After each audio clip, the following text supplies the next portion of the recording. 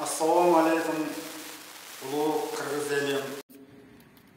Туғандарына 28 ноябрь күні ошо шайлоого атсалышкан адамдар мына ошо 28 күнү биздин шайлоо округунда Алимбеков Нурбек деген инибиз ушул дагы шайлоого катышып атсалышты. Кече шайлоонун жыйынтыгы боюнча Алимбеков Нурбек көп өзүнүн округу боюнча добушка көп добушка ээ болуп, мына депутат болуп шайланат.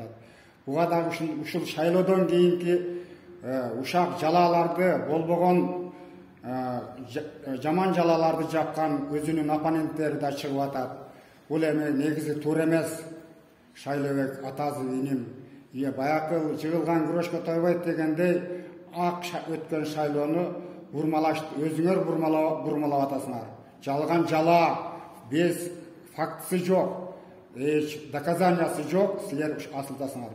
Бул биздин Нурбек балабыз ар дайым ушул 2 жолу депутат болду, тең ушу элдерге көп жардамын берди.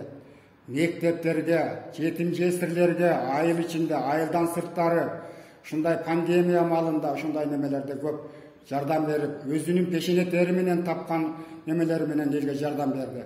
Дайым ушу балабыз мына шайланды, таза өзүнүн эли колдоп, жери колдоп шайлады. Ушуга биз бардыгыбыз ыраазыбыз. Мына президентибиз дагы жакшы контролдук кылып, аларга ушундай эчтеке неме кылдырбай, таза шайлоо өттү. Дайым ушу шайлообуз таза өттү. Нурбекке ар дайым ушу ак жол тилейбиз. Депутатыбызга мындай кара жаап, көө жаап, эч кимдин акысы жок. Бул туура эмес.